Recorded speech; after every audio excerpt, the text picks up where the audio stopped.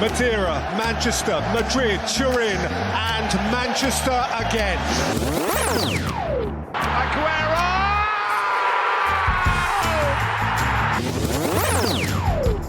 Goal for South Africa! Goal for all Africa! Roma have risen from their ruins!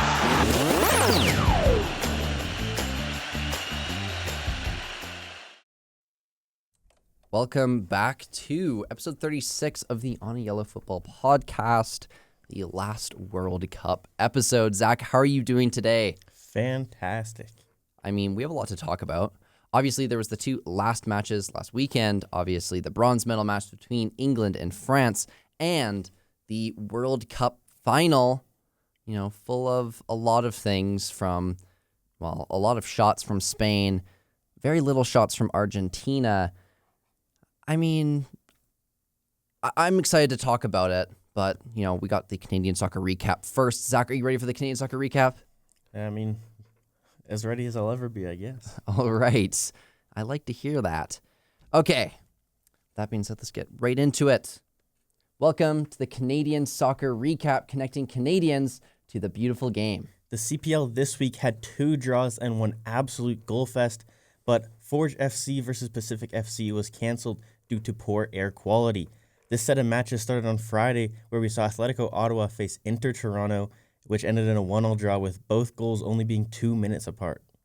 Vancouver FC came out of nowhere, beating Supra de Quebec 5-1. This game featured beautiful goals across the board, but we can't talk about this game without talking about the last goal scored by Abubakar Traore, who seemed to have finesse shot plus as he hit an absolute curler right into the top right corner. And lastly, Cavalry FC faced off against the Halifax Wanderers, where they drew 1-1. This was the first game that Marco Carducci was back at Atco Field, featuring with different colors and a different badge. Jesse Marsh has named his under-20 Canadian side, and some notable names developing in Europe for Canada include 6'4" Celta Vigo goalkeeper Izan Server, dazzling winger Lucas Lima, who plays his club football for Chavas under-19s, and a technical 19-year-old midfielder Jesse Saputo, who plays for the Bologna under-20s. The notable CPL call-ups include Sergei Kozlovsky, who has become a mainstay in the Atletico Ottawa back line, Emmerich Fotzing, who has become a great attacking midfielder for Vancouver FC and can be another midfield option for Jesse Marsh in these tournaments. Shola Jimo has become a great dazzling winger for Inter Toronto and is another winger threat for that side. And lastly, Zane Bruno is another attacking piece for the attacking department. With that being said, Zach, can you do your sign off, please? Bonjour, au revoir, and have a great rest of your week. See you later, guys. All right, with the Canadian soccer recap done, let's get right into the World Cup matches. Now, for this episode, we're going to talk about pretty much everything this World Cup. Obviously, this will be the last World Cup episode because the World Cup finished last Sunday. And, we're going to talk about, like we said, the bronze medal match, and we're also going to talk about the final. And then we're also going to talk about, if we have time, about just some moments that we really enjoyed in this World Cup, kind of reflecting on the tournament that we got to witness on our home soil in Canada, and of course, other games in the United States and Mexico. Now, I just want to, talk a little bit before we talk about these last two, just about the tournament a little bit. What were your thoughts about this World Cup, seeing that obviously there was some tension coming into the World Cup?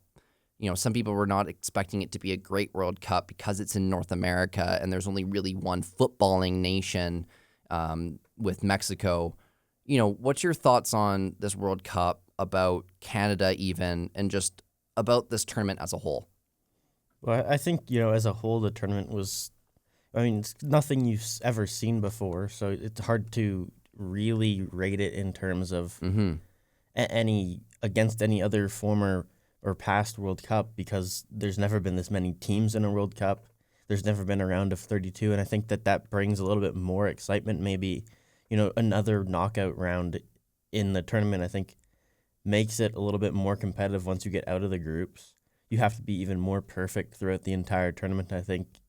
Once you get out of the group stage, sure, in the group stage, you maybe don't have to be quite as perfect.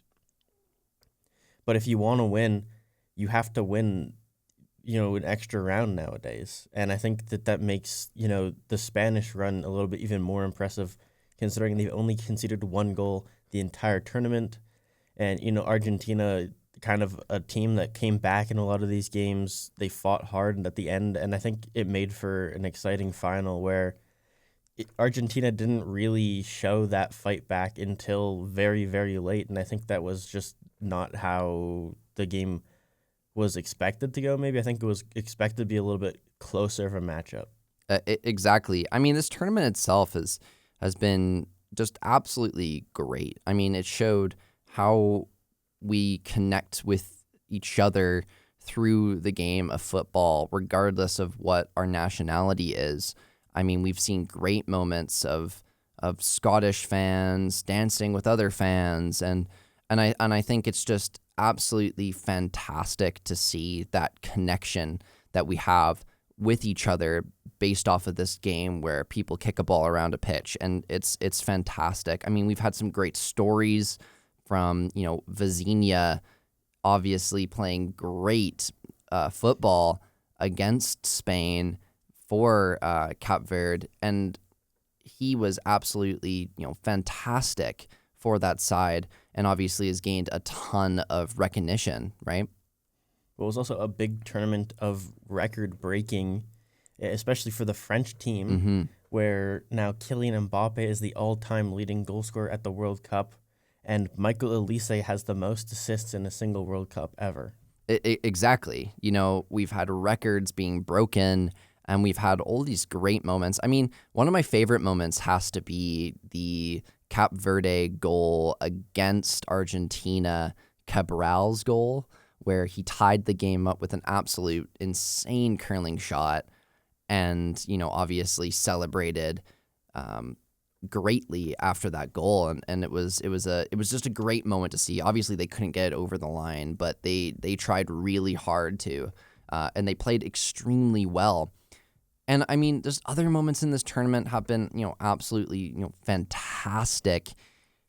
I mean, I would go for England's run, not mainly the Argentina game, but definitely the Mexico game where we were down and out and we parked the bus for the whole time and we were able to win that game. I mean, for an England fan, that was a great game to watch and see, and just great to see England get their highest ever placement in a World Cup since the 1966 final where we were able to win and get that star on our badge. But I just think, this World Cup, a lot of people were trying to say it is, the worst World Cup of all time and stuff like that. I mean, it's not, I don't think it was better than a lot of other World Cups, but I wouldn't necessarily say it's the worst World Cup of all time. I feel like, the stadiums were there, the atmosphere was there, the fans were there, and, having more teams in the tournament was something that was a real asset. Now,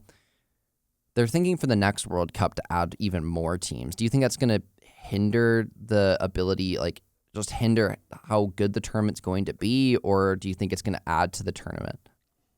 I mean, I feel like it's always positive to see more countries get a shot, but at some point, is when does it have to stop? And I feel like 48 is kind of, the perfect number. 64 teams is just far too many, and I think the tournament would be less impactful unless, you see some crazy run from, the 64th place team, the last team to qualify through, the interconfederational playoffs or whatever.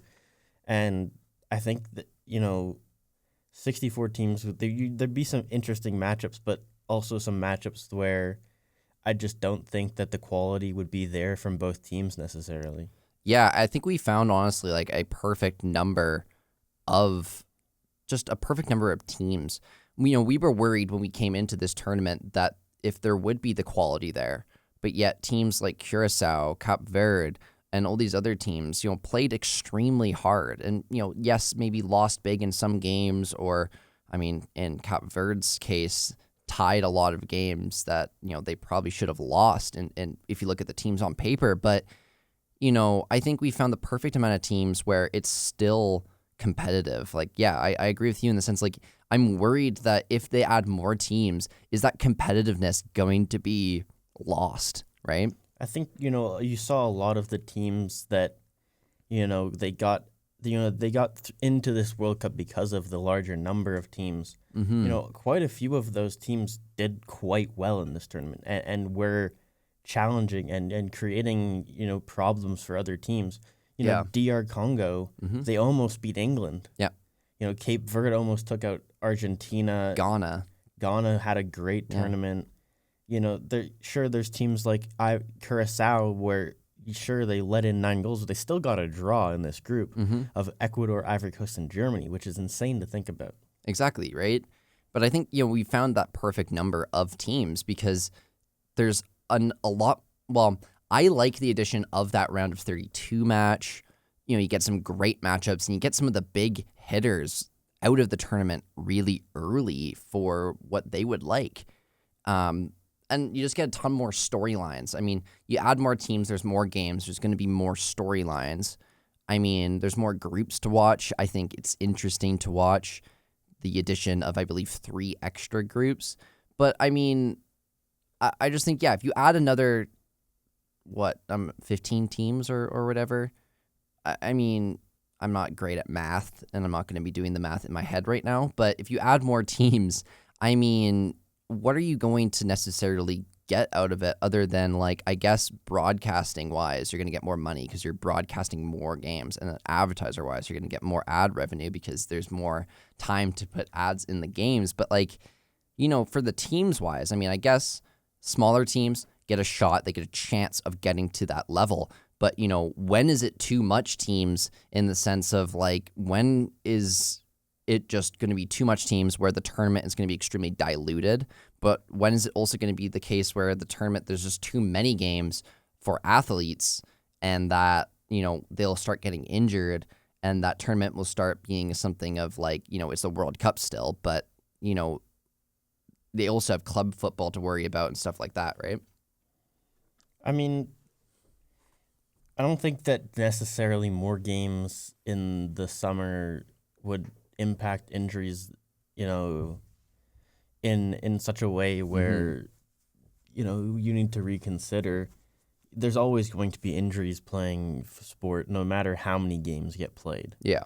So, and in a World Cup with 64 teams, say you're Spain, you're not going to be starting Lamine Yamal against, Haiti, for example, or some other small team that qualifies because of an expanded tournament. And I think that, sure, they can probably come onto the field if they need to in that game, but that would also just prove that maybe 64 teams, it does work because those teams are still competitive. Yeah. But I think I know for me, I was trying to watch as many games as possible, and there were so many games where I kind of got burnt out for a little while, and I think it kind of lost its spark a little bit before the knockout started again for me. And there was just so many games, and if you add 16 more teams, that's so many more games again. And this World Cup was 39 days. How long would that one be? Would that be 2 months long? For a World Cup, that's a long time for one tournament, and it'd be interesting to see, sure, if there's some interesting storylines that come out of it. It's like similar to Cape Verde or something, but I think 64 is just too many in terms of competitiveness and how many games people can actually watch. Exactly, right? I mean, I know some people that have claimed that they've watched every single game in this World Cup, and there's no doubt that I think that some people have actually done that. But, I'm same with you. I got burnt out a little bit, especially the third games of each group.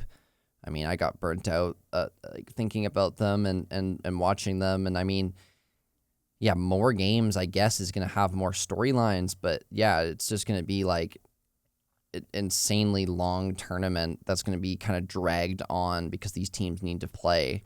And if you go up, to 64 teams, how many you're not going to add another round. So that means, round of 32 will be half of the teams in the tournament. And I think, that would kind of eliminate third place qualification because you'd have to add more groups and then only top 2 teams in each group, which, I mean, in theory, would make it a little bit more like the old World Cups of 32 teams where only the top 2 qualified, and it's just another round in there now.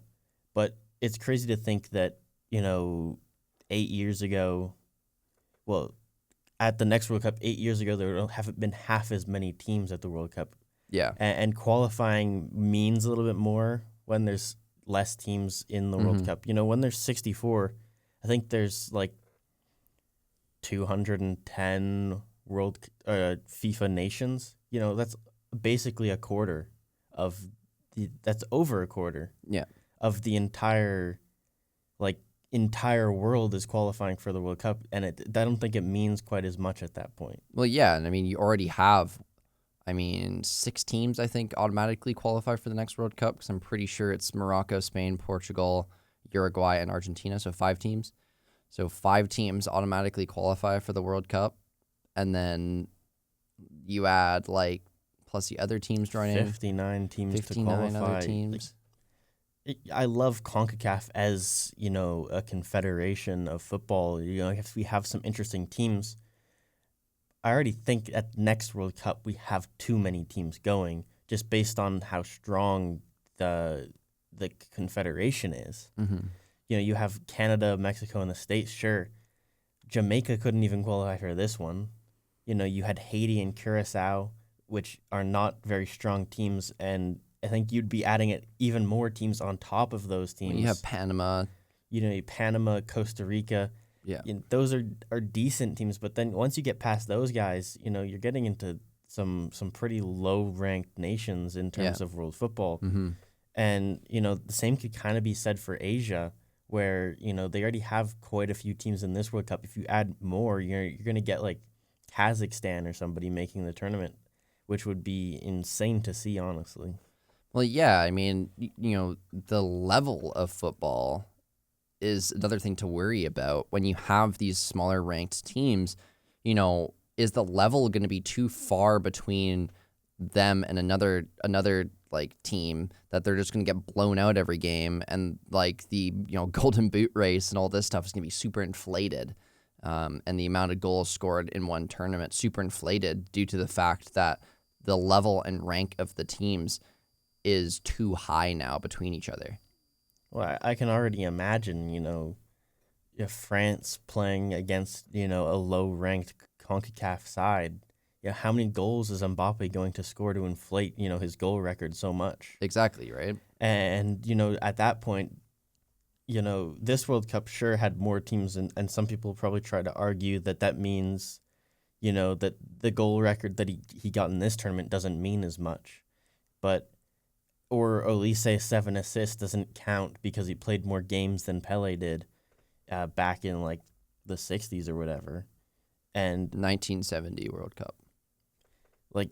At that point, the records don't mean as much. Qualifying doesn't mean as much. And I think the tournament as a whole doesn't mean as much. Exactly. When you inflate the teams to 64. Exactly. And I think it was great that they increased it this year. But they increased it to, I think, the perfect amount, like I've been saying. They've increased it to that perfect amount where it's not inflated. It was pretty good. Each team, even the teams that are the lower ranked teams, played extremely well. And you look at the lowest ranked teams in that. I believe Ghana was one of the lowest ranked teams at 81, right? So you're getting teams that are going to be well into the hundreds, which is just absolutely crazy to think about, right? And we've seen friendlies like that where Gibraltar was against France and France beat them 10-0, right? Supposedly, some breaking news of my West Ham. Crescencio Summerville to Al Hilal deal is sealed for €80 million. Okay, so a little bit of a switch up here for a second. Now, The second most expensive transfer out of the championship of all time, and the first one is also West Ham. So what's your thoughts on that? I mean, hate to see him go to Saudi, Yeah. but 80 million euro is an insane amount of money. You can't turn that down. So Yeah. I mean, especially For a guy in the championship. going into the championship allows us to have some flexibility with Yeah. who we sign. Maybe we can bring in higher targets now because we have more money to spend. Yeah. And then you can also, with less eyes on the game, but I mean also you have parachute payments as well. So you got parachute payments plus the sending out some of your best players, but you kept some of your best players. Parachute payments plus all of those that money that you got. Well, you got well over 80 million for both Mateus Fernandes and Crescencio Summerville, Yeah, we got 180 million euro for the pair. which is just absolutely crazy to see. So now you have that plus that. Well, it was said that we needed to sell 150, and people were like, "Oh, they're gonna have to sell their entire team." We sold over that with just 2 players. Yeah, pretty good business for you guys. Puts us in a much better financial spot for sure. Exactly, seeing that you haven't necessarily got anybody yet. The transfer window hasn't closed yet. You still have a month and a little bit. Obviously, we're not going to be able to attract Yes. the same kind of players, But- unless we can convince them to come play one season in the championship, Yeah. in hopes of getting to the Premier League and then progressing from there as well. I mean, hey, you have like a decent team already on paper. I mean, for the championship, your team is very, very good. And I think if you can attract like a young talent to even come down on a loan or something to play a loan option to buy or something, where you get this young player playing in the championship and then he gets a ton of minutes in the championship and moves up. There's a lot of young talent on the Premier League teams that are in the academies that would want to maybe play first team football. And, with a West Ham, which has a lot of, well, I mean, it's a big club. It's a big club in the championship, could possibly be a team where that young player that is playing for a top academy wants to move to play first team football, can have that opportunity and could grow your side and become a legit team again, where you're battling for European places, right? Well, I mean, I don't think we're going to be, trying to sign players out of, Premier League academies. The strategy from what I've heard is to sign players that we think could be, talented players in the Premier League also this season. We think they could play in the Prem this season with how, their development has been, how talented they are. We want to sign those players to the championship team this year to get that promotion and then be in a good spot when we get promoted. Yeah, totally. I mean, hey, like, I think for West Ham, their whole thing is get promoted again, right? Like, I mean, regardless of, winning the league, like, I mean, you want to get comfortable promotion 1 and 2, right? I think if we go up, we're going to spend big in that next summer. Yeah. To ensure we don't, find ourselves in kind of quite as much danger at the bottom of the table again. Well, yeah, I mean, your job will be trying to replace some of that older talent that you used to have on your team. I mean, the Součeks are getting old. Bowen's going to be your guy. He's still going to be your guy. And, I mean, it's great that he's, decided to be Mr. West Ham, on the kind of noble legacy where he's staying on the club, even if they get relegated, and he's not changing. He's going to stay, and he's going to try to fight for them to be back up. And I mean, it's sad that they were relegated. And I mean, they're a team that, was winning the Conference League a couple of years ago and now is down in the championship. But it's a good opportunity to reset and rebuild and possibly get back up to the level you want to be, which is fighting for at least Europa League spots in the next couple of years. I think, it's a good sign of things changing at the club that we're now selling. We're not giving teams good prices for our players. We're making sure we get what we want for our players, and I think that's a powerful thing for us under this new ownership. we're selling players for what we think they're worth, not what other teams think they're worth. Now, with this new ownership, what's your thoughts on the new ownership and what they're doing so far and what they've promised to do? I think, well, they haven't done too much so far except, bring us $180 million, million euros worth of profit from transfers. Yeah. And, I think, what he has, what Daniel Krensky has promised to do with the club, and, a lot of it's promising a lot to the team. And, if he can deliver on all of it, I think would make us, one of the better teams in England for sure. And if we can land on everything he's promised, I think West Ham becomes, a destination again where players kind of want to go, because of the loyal fan base and just how the club has kind of historically been seen on kind of the international football stage. The club used to be, fighting for Europe. The 1966 World Cup for England, we had 3 starters on that team. And the club has come so far from that. And I think if we can get even a fraction towards there, it's good progress, in our first season with new ownership.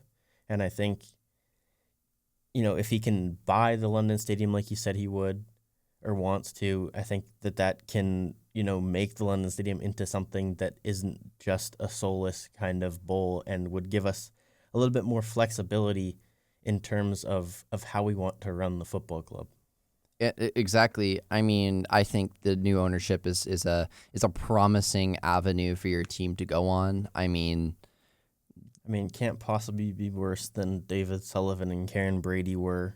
Yeah. So, I mean, hey, you already got 180 million in the bank to spend on players and development and growing your football club and getting it, back to what it used to be, which is one of the biggest teams in London. And one of the most notable teams in London with some of the most notable players on it, like you said. 3 players in the 1966 England World Cup winning team, including Jeff Hurst and Bobby Moore.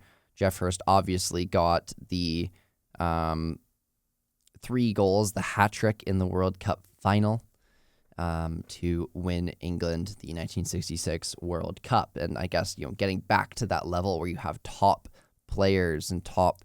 Just having players on teams that can win big trophies on international football. We kind of had that already.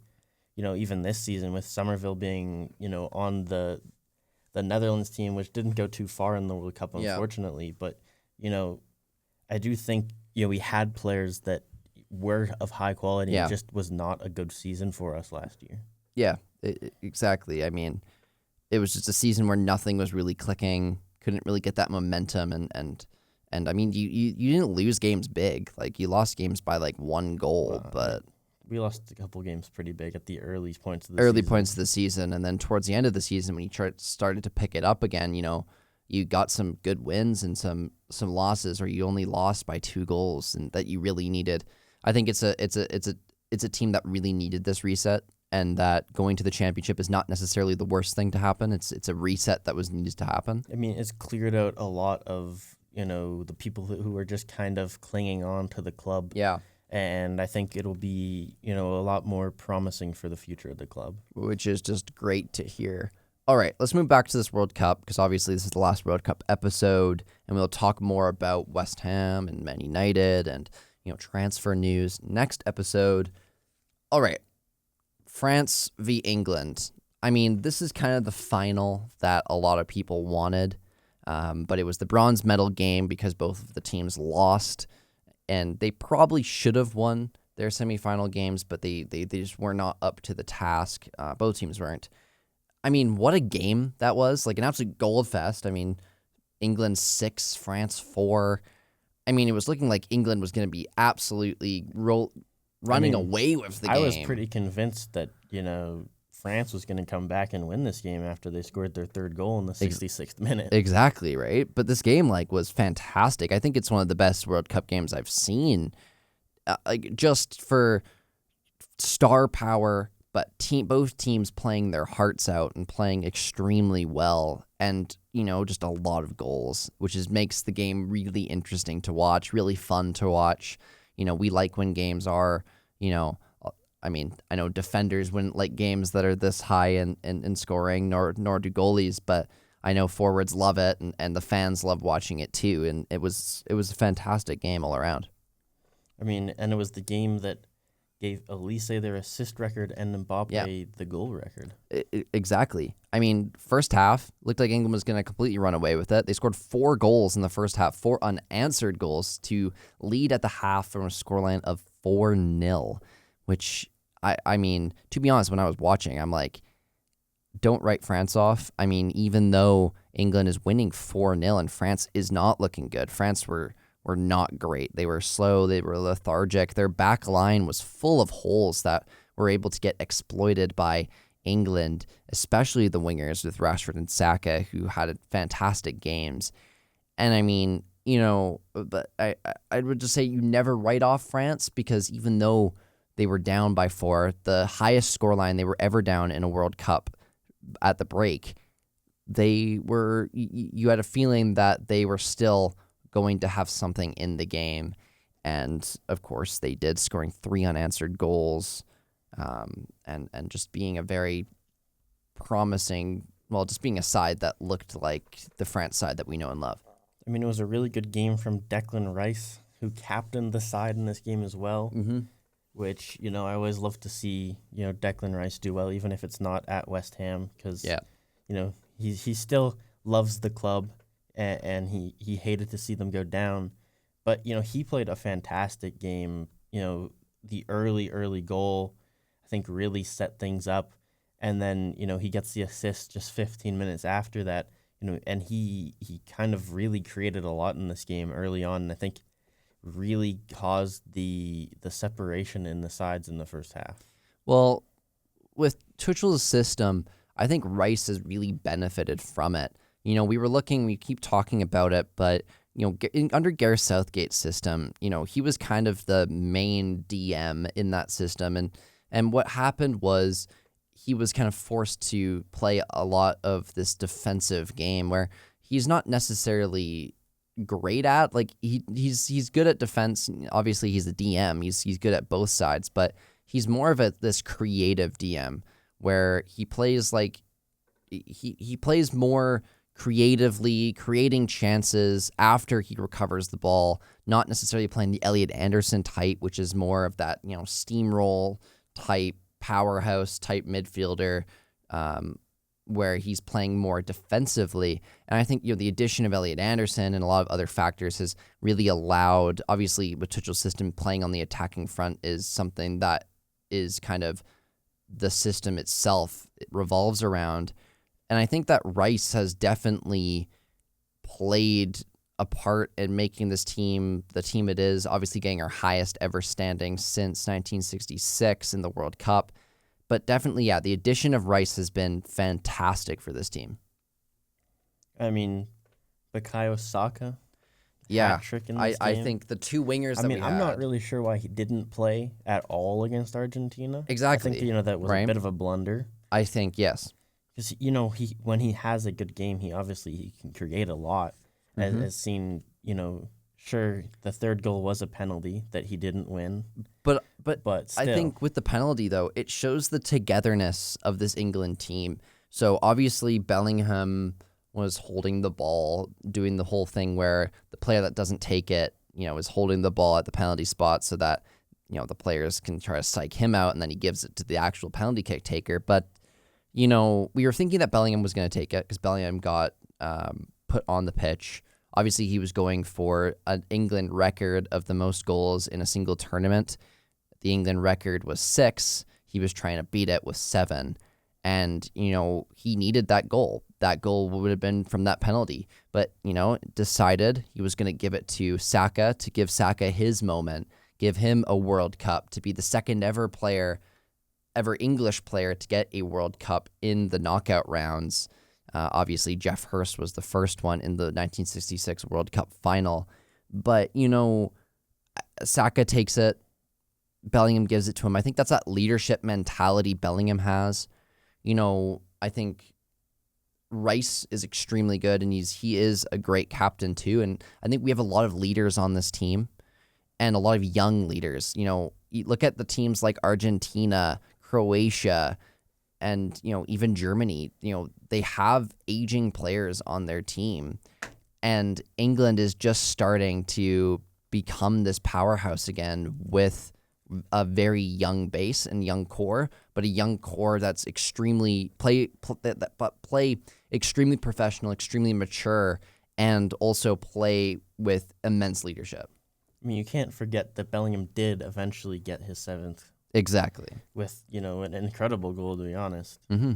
Dribbling through like half of the French team. And he's 23 years of scoring. age. And he's 23 years of age. This is his second World Cup at the age of 23. And we have a lot of players like that. That's their second World Cup, and they're still in their early 20s. And it's fantastic for England because we have older players that are aging out, like the Harry Kanes, like the Stones. But we also have young players coming in that are extremely talented and definitely can get a spot in this squad. I mean, I think the striker department is kind of something that we'll be a bit nervy of, especially in the next World Cup, seeing that, Harry Kane would be 36 or 38? Is he 34 right now or 32? Well, he'll be in his late 30s, and obviously Stones will be out of the team as well. Trying to fill those gaps of players is going to be kind of difficult because we don't really have that young striker right now of a Harry Kane's level. But yet we have all these other players around them that are fantastic. And, definitely England showed why they're the third best placed team in the world. But definitely we showed this tournament, other than the Argentina game, that we could have been the second best team and possibly the first best team with how we played throughout the whole tournament, other than that last game. Well, yeah, the three strikers they brought, Ivan Toney, Ollie Watkins, and Harry Kane, will be 34, 34, and 36 at the next World Cup. Exactly. It's also surprising that Harry Kane's only 2 years older than Ollie Watkins in my eyes. For some reason. I've always thought Ollie Watkins was really young. I thought he was young, a lot younger than 30. Yeah. I mean, according to FOTMob, you have Anthony Gordon and Marcus Rashford that can play striker, but I don't think they're starting. I don't think their guys are ever going to be starting strikers for England. No, they're more of a starting wingers. Who's a young English striker that didn't get called up? It's kind of really hard to I don't tell. think there's really Liam Delap. I don't think there's really an English striker that's young to kind of look forward to at the moment. I mean, 4 years is a long time. Somebody probably will come out. Liam Delap right good. now is like the one guy I can say. But there's not really a young English striker that really catches the eye. There is a lot of young talent in the academies right now. A lot of young English strikers that are fantastic that could possibly in the next 4 years, make their break and be on the squad. But, right now there's not that striker that speaks to me as going to be the next starting striker for England. You need the English striker version of Lamine Yamal. Right, or like the Erling Haaland, right, which is obviously right now we have Harry Kane, which is on that level of these other strikers, but he's not going to be producing the same numbers in 4 years. I mean, potentially. I mean, according to FIFA 26, Jared Bowen is the second highest rated player that can play striker for England right now. I mean, not great looks. Yeah. I mean, Solanke. We got Solanke, Liam Delap. Tammy Abraham, who's 27. Delap's 22. Yeah. Those are our striker options.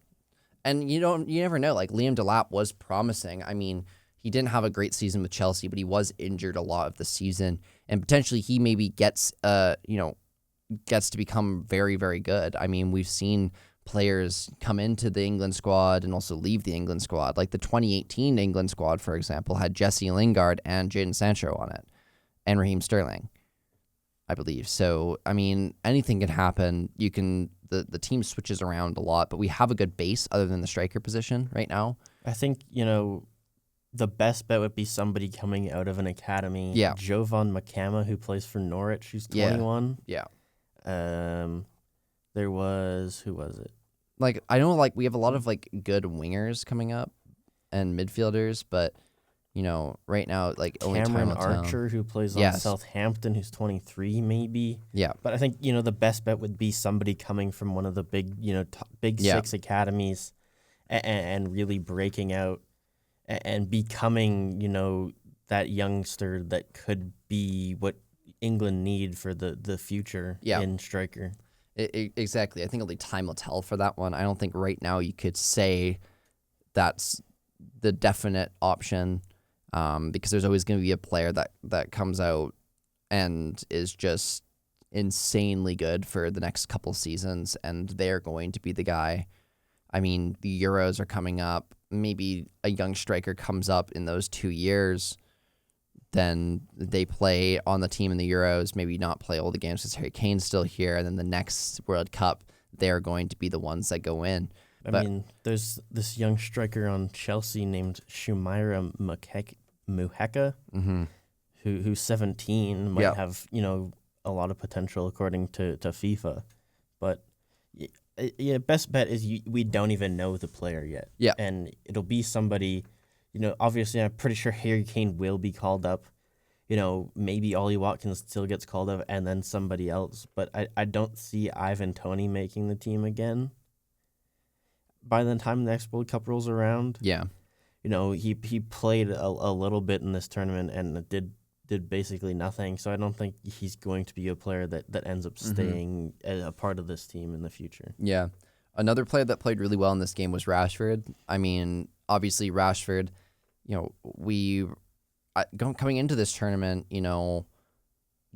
obviously he was going, battling with Gordon, and Gordon obviously is now FC Barcelona left winger, and now Rashford's back at Manchester United, and I think it's great for Man United to have Rashford back. I mean, I think that season away from this club as the club was changing was something that Rashford needed, something to get back to the level he was playing at before the season with Amorim. I mean, he was fantastic for us, and now he's back, and he's older now. He's been to these top teams. He's been in La Liga. He understands Champions League football. And now he's coming back to a team that's been revitalized, got Champions League football with third place, and now is back in a team where the manager is completely different. The manager has played with him and also understands Rashford and is excited for Rashford to be back in training. And now, we have this base of players that are very talented. And, you talk about Carrick's system revolves around this fluidity of the forward position and a lot of movement. And I think that Rashford could definitely benefit from this system because Rashford is a player that plays left wing, but also can play right wing. He can also play cam, can also play striker as well. So, you can move him around to these different positions, and depending on, who's playing well or who's injured. Like if Shesko gets injured, you got Cunha there, then you got Rashford getting into the mix, and you also have Ahmad as well. So we have an extreme amount of depth now. So if one of these guys gets injured, it's not like last season where we were missing that one winger to kind of filter in with the subs, because obviously, Mbuma was gone for AFCON, Ahmad was gone for AFCON, and then you also got some injuries going. Shesko was gone for a while. And when they came back, when Ahmad and Mbeumo came back, then it was them playing. So, I think to have that extra winger is really good, and to not have to pay big money for that next winger. Like obviously we were linked to Crescencio Summerville, but now we don't have to pay that big money on a winger rather, and we can pay it on a midfielder, or we can pay it on a center back or whatever to make our team even better. I want to know your thoughts. Like, I mean, do you think Rashford should stay at Man United, and is that a good thing, or do you think that he should have been moved sooner? Well, I mean, it's hard to tell. Yeah. Will he be utilized at all really in this in Man United? Mm-hmm. Seeing as he wasn't a piece of the team last year that performed so well. Yeah. With what they had, I don't think he'll necessarily be somebody getting a ton of minutes. Mm-hmm. I think he had. I wouldn't say he had an incredible World Cup. He had 1 goal, 1 assist. Sure, pretty good in terms of what you maybe were expecting from Marcus Rashford at the World Cup. But I don't think, he's going to be somebody that comes to Man United and really, really does much. Yeah. I think, at Barcelona, he maybe had a lot more opportunity than he'll be getting at Man United. I mean, yeah, I can see that. I mean, I'm looking at it just on attacking options, just option-wise. I mean, I think the only concern I would see with him is that he seems to be that player that wants to get minutes. And on a team with Man United where we have our core group of people, where does Marcus Rashford actually fit in? Is he content being on the bench and coming off the bench, or does he want to start games? And I mean, we talk about the mental side of his game. Is he going to have the same mental side as he did when he was on Man United previously, or is the new climate of the club going to switch that and make him more of a promising player again? I don't know.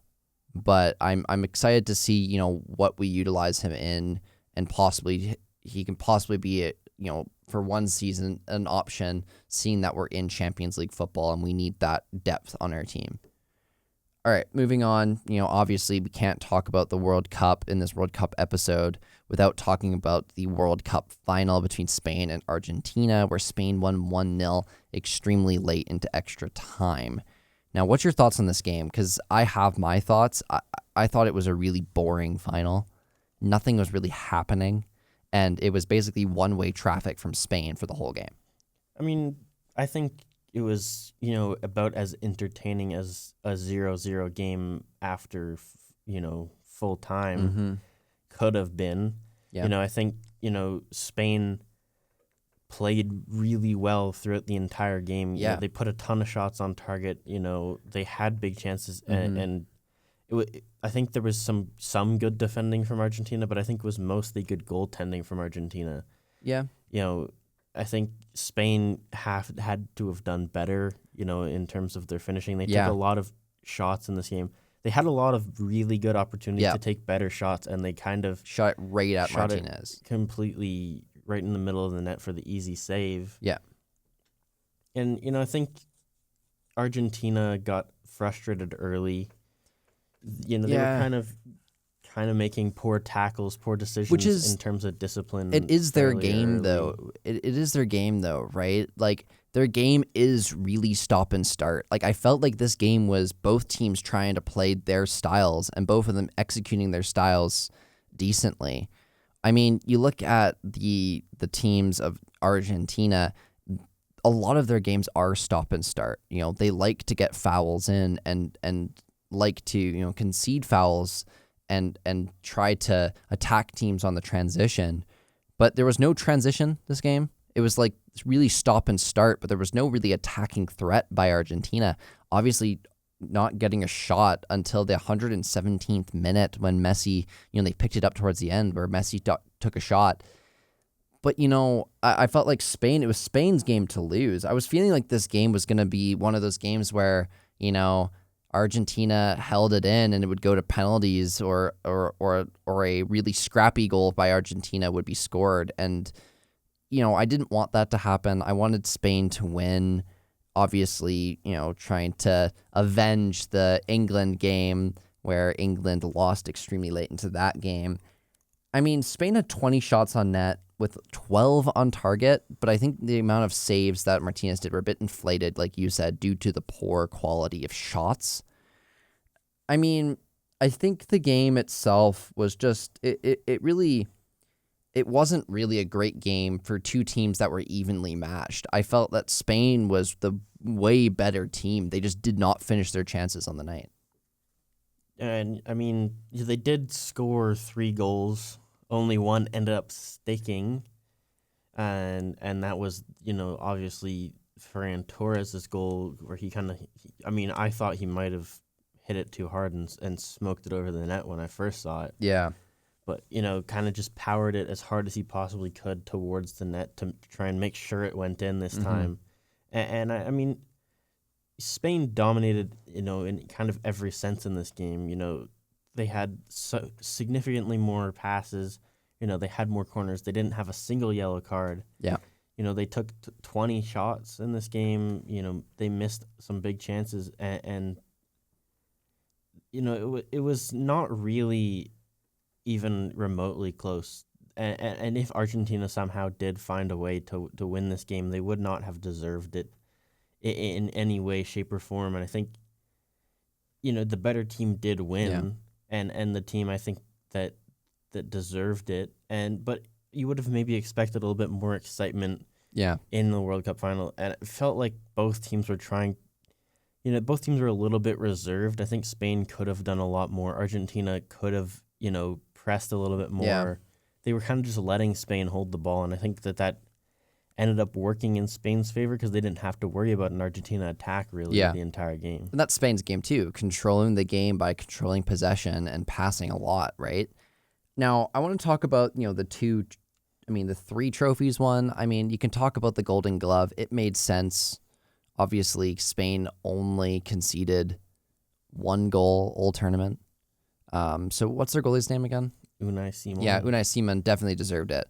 But now you got the Golden Ball and you got the Young Player of the Tournament. There's been a lot of people that were angry about it. And I as a football fan, completely agree with the decisions on giving the trophies to these people. So, for example, Rodri, he won the Golden Ball, which is the player of the tournament. Now, this one is a bit of the shaky one, and I do agree with that one. There's other players in this tournament I thought that had fantastic tournaments and could have been viable for it. I mean, who do you think? I mean, I think Mbappe probably should have won, scoring 10 goals and getting 4 assists. I think he was arguably the best player in the tournament. And the most impactful player in the tournament. Now, I mean, I think it was between Rodri or Messi and Mbappe, and I mean, I think Rodri deserved it if it was between him or Messi. But I think if you go to impact on games, I agree. I think this one was the one, I still agree that Rodri won it over some players, but I think Mbappe was the one I think that should have won it. I agree as well. He got it and then won records as well. He just did not get to the final. I think if he made it to the final, possibly he would have done it a better role. And I mean, if you look at Rodri, I think the one thing that's a bit baffling about Rodri is he got 0 goals and 0 assists in the whole tournament, but he did make an extreme amount of impact. I mean, he is the facilitator on that team. He actually made 756 successful passes in the game, which is the most by everyone in the tournament. It's the most. And, he makes his position look easy, right? People look at that position, they don't think a DM does much. And, Rodri's version of a DM is the facilitator. He dictates the play, right? He dictates the pace of the play, and he was phenomenal during the tournament, but he was definitely a quiet phenomenon. He was quiet, but he was the one that was creating a lot of the chances for that Spain side. Well, he didn't set a foot wrong the entire tournament. I think sure, he didn't technically contribute towards goals and assists and attacking play. Mm-hmm. But, he was always incredibly dominant in the midfield, creating the plays that created the attacking opportunities. And I think, he had a very good, World Cup in general. He took shots. He tried to get on the goal sheet. He made a ton of passes, and very successful with his long balls in this tournament. Very strong in terms of duels in the midfield, and I think he very rarely lost the ball when it was on his feet. Exactly, and I mean that's what a midfielder that's exactly what a midfielder does, right? He facilitates the play, but he makes it so that he recovers that ball. He controls the midfield, and that's exactly why Spain did extremely well in this tournament. Now, lastly, before we end this podcast episode, the young player of the tournament. There was some debate about this one between two players, and they were two FC Barcelona players, and that was Lamine Yamal and Pau Cubarsí. Obviously, Cubarsí won the trophy. Now, what's your thoughts on this? I think Cubarsí deserved this young player of the tournament for how well he played in this World Cup. I mean, Spain only conceding 1 goal and him being, a regular starter in that team just speaks to how strong of a defensive, how strong his defensive capabilities are as only a teenager still. He's 19 years of age. I mean, people saying that, Lamine Yamal should have won, I think, sure, he's very talented as a young player, but I don't think he was even close to being the best young player in this tournament. No. He didn't really contribute that much to the World Cup trophy. Yeah. Sure, he created a lot of chances, but, he didn't really bring what people, I think, expected him to, where Pau played almost every single minute in this tournament. He played every single game, started every game at 19, 47 defensive contributions, and in the whole tournament, he made 15 accurate long balls, including that beautiful pass in the final. I mean, what's the cutoff for young player? I think it's under 20, maybe under 20 or under 24. Because I mean, the only other player I can really think of, outside of players that went super far in the tournament would be Johan Manzambi, who's 20. Yeah. I don't know if he would have technically been to win. I think it's under 20, but I'm not sure. Because if it's under 24, I mean, you would say like Jude Bellingham could possibly do that. But like, if it's under 20, I think it makes a ton of sense for Cubarsí to have won it. Like Cubarsí played extremely well. I mean, in the final, he had 9 defensive contributions, the most, and he also had 140 touches, the most of the whole of his team. And as a center back, and obviously, he was the one that did the flip to send Enzo Fernandez off. But I felt like a lot of people are saying, Lamine Yamal should have won it, but I think that's kind of just it's just a popular bias a little bit, because he's more popular. People say because he's more popular and because he's a year younger, he's playing extremely well. But, he had a good tournament, but the impact that Pau Cubarsí made in that lineup is something that Lamine Yamal I don't think did. I think Lamine Yamal could possibly win that young player of the tournament, but I think it was given to the right person in this case. I think it's 21 and under. 21 and under. Because last World Cup, Enzo Fernandez won at 21. Paul Pogba won it at 21. Podolski won it at 21. Okay. So Manzambi, arguably could have won. Yeah. Because, he had a fantastic tournament. He got a big move after the tournament. Mm-hmm. But I do think, just the stability that Cubarsí brought. Yeah. He played, well above his years in this tournament. Yeah. I think he was, probably one of the best defenders in the entire tournament at only 19. Exactly. He was phenomenal. And I mean, he is phenomenal for Barcelona too. Like, I mean, you look at these two young talents. They're coming from La Masia. Pau Cubarsí, great center back, 19 years of age. And then you got 18-year-old Lamine Yamal, both from La Masia, both played with each other in youth ranks, and now they're playing with each other now on the first team. It's like, we talk about it. La Masia's development is crazy, and it always has been. But they've kind of recycled their team, putting new talent up, and new talent again, and new talent again, and they've kind of, there's this cycle of new talent coming in, and then obviously either getting transfers out or staying on the team, and their development is absolutely impeccable, and I think that's something of why the Spain team as well is fantastic. Like, you look at the Spain team, a majority of that Spain team was either La Fabrica or La Masia graduates. I mean, they're an incredibly talented team.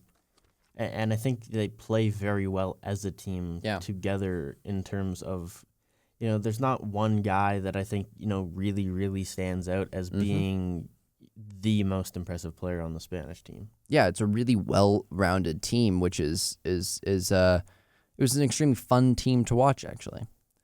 All right. With that being said, Zach, key to your sign off, please. Bonjour, au revoir, and have a great rest of your week. Thank you guys for listening to us throughout this whole World Cup tournament. And we'll be back next week with, not featuring the World Cup and featuring more club football. Obviously talking about our teams, West Ham and Manchester United, and, the transfer news around that, and the transfer news going into this preseason before the season starts next month. All right. With that being said, see ya later, guys.